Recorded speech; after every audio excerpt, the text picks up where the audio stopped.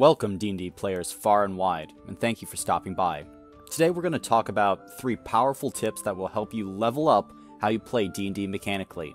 After you master the basics of D&D, some players never improve. However, with these 3 easy tips, you will notice the effectiveness of your characters increase dramatically. The first tip is to specialize your character.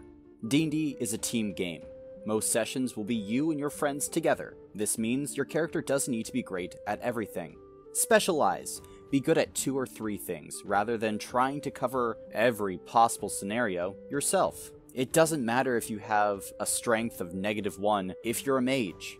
Veteran players might be rolling their eyes, but I've seen many new players hyper-focused on removing any negative numbers from their character sheet. And I'm here to say, negative numbers are okay, they're great even. They lead to roleplay, and if you roll with your failures and rely on your team, you don't always need to make skill checks with the things that you're bad at. Specialize players. Pick those few things you want to do and focus on that. Your character will be much more effective and fun to play. One of the best parts of the game is feeling like you've achieved something. In the rush when you help your party, you'll get that feeling much more when you begin specializing. Tip number 2. Use your whole turn. In combat, you get your movement, action, bonus action, and reaction. For a more powerful character and more action in combat, make a character that uses all 4 consistently.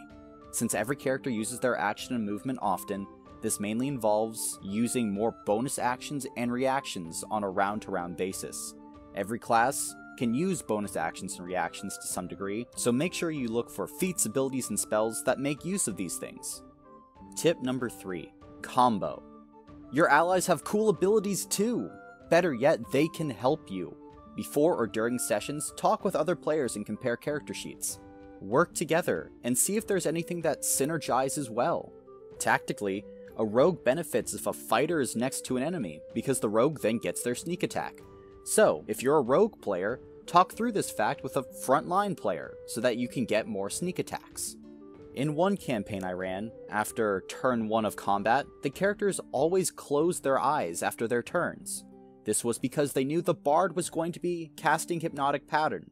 They closed their eyes so the spell would affect the enemies, and not them. This greatly improved the bard's spell and made it easier for the barbarian and the paladin to clean up the hypnotized enemies. Everyone was helped, because they talked to each other and they figured out this powerful combo.